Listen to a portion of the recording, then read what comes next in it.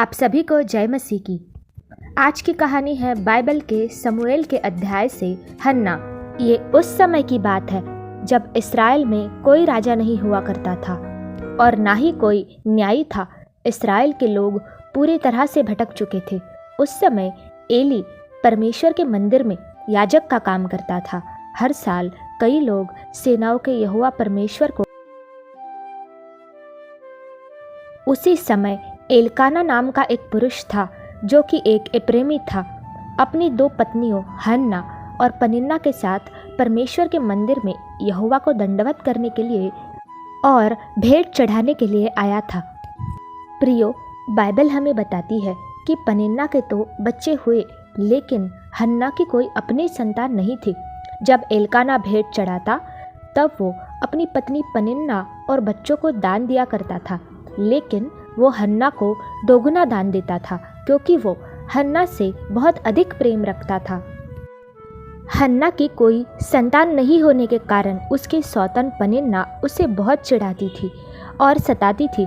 इसलिए हन्ना बहुत रोती और खाना भी नहीं खाती थी। लेकिन उसका पति एलकाना उसे समझाता था और उससे कहता था कि तू क्यों रोती है, परमेश्वर एक दिन तेरी ज़रूर सुनेगा। प्रियो, हन्ना की कहानी कई लोगों को भावुक कर देती है क्योंकि कई स्त्रियां हैं जो हन्ना की तरह ऐसे ही मुश्किल समय से गुजरती है। उनकी खुद की कोई संतान नहीं होती। ऐसे में उन्हें इस समाज और लोगों के द्वारा ताने सुनने को मिलते हैं। उन पर परिवार के द्वारा भी प्रताड़न दिया जाता है और ऐसे में उनके पति के द्वारा भी उन्हें प्रताड़न का सामना करना पड़ता है, या तो उन पर इस कारण हाथ भी उठाया जाता है और ताने दिए जाते हैं कि तुम तो निसंतान हो।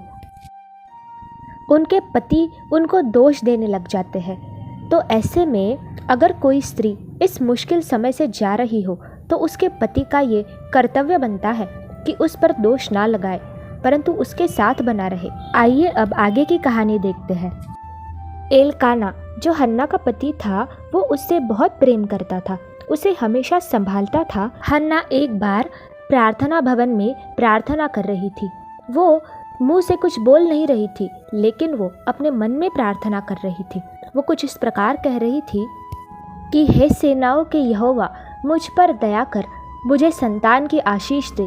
यदि तू मुझे संतान की आशीष देगा तो मैं मेरे होने वाले पुत्र को इस पवित्र मंदिर की सेवा करने के लिए दे दूंगी। यहाँ पर हम देखते हैं कि हन्ना अपने मन में ही प्रार्थना कर रही थी और वो अंदर ही अंदर धीमी आवाज़ में ये प्रार्थना कर रही थी। वहाँ पर लेवी नाम का एक याजक थोड़ी ही दूरी पर बैठा हुआ था। वो ये सब देख रहा था, लेकिन उसे पता नहीं था कि हन्ना अंदर ही अंदर क्या बोल रही है। उसे लगा कि हन्ना नशे में है, इसलिए बड़बड़ा रही है। तब वो हन्ना के पास जाता है और उससे कहता है, हे स्त्री, तू आखिर कब तक नशे में रहेगी? उठ और घर चली जा। हन्ना ने यह सुनकर उस लेवी से कहा, मैं नशे में नहीं हूँ, बल्कि मैं सेनाओं के परमेश्वर से अपना दुख बांट रही हूँ। हन्ना ने लेवी को अपनी सारी परेशानी के बारे में बताया और कहा कि मैं निसंतान हूँ और बहुत दुखी हूँ। तब लेवी ने हन्ना को आशीर्वाद देते हुए कहा, जा, यहोवा परमेश्वर तुझे मुँह मांगा वर दे। हन्ना ये सुनकर बहुत खुश हुई और वो अपने घर लौट आई। अब हन्ना कभी दुखी नहीं रहती थी, वो हमेशा खुशी से रहती थी। ये देखकर कि हन्ना अब रोती नहीं है, उसकी सौतन पनिन्ना उससे जला करती थी। कुछ समय के बाद परमेश्वर के किए वादे के अनुसार हन्ना और एलकाना का एक पुत्र हुआ। उसका नाम शमूएल रखा गया।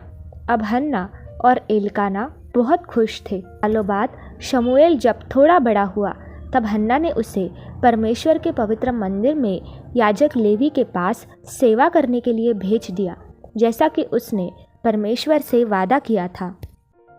प्रियो, अब आप सोचते होंगे कि परमेश्वर ने हन्ना की प्रार्थना का उत्तर कैसे दिया और क्यों दिया। देखिए, जब परमेश्वर हमारे मनों को जांचते हैं, जिनकी प्रार्थनाओं में कोई स्वार्थ नहीं होता, परमेश्वर ऐसे की प्रार्थना को जल्दी सुनते हैं। बाइबल के एक वचन में कहा गया है कि यहोवा परमेश्वर टूटे मन वालों के समीप रहता है और पिसे हुओं का उद्धार करता है।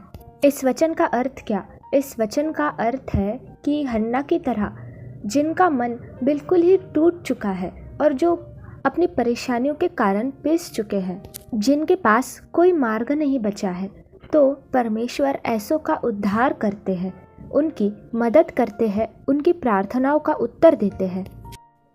एक और वचन है जो कहता है कि तूने मेरे भटकने के दिनों का हिसाब रखा है और तूने मेरे आंसुओं को अपनी बोतल में जमा करके उनमें से हर एक को गिना है। इसमें परमेश्वर ने कहा है कि आपके जो भटकने के दिन है, यानी कि आपकी जो परेशानियों के दिन है, उन सब का हिसाब परमेश्वर के पास है। उन्होंने आपके आंसुओं को अपनी बोतल में जमा करके उनमें से हर एक को गिना है और उसका भी हिसाब रखते हैं। प्रियो, हन्ना का दुख बहुत बड़ा था। शायद आप भी आज कुछ ऐसे ही परिस्थिति में जा रहे होंगे या किसी परेशानी या संकट में होंगे, तो हन्ना की तरह परमेश्वर आपकी प्रार्थना का भी उत्तर देंगे। आपको विश्वास में बने रहना है। इस कहानी के द्वारा आपने बहुत कुछ सीखा होगा और परमेश्वर में विश्वास करना सीखा होगा। इस कहानी को आखिर तक सुनने के लिए आप सबका बहुत बहुत धन्यवाद। परमेश्वर आप सबको आशीष दे।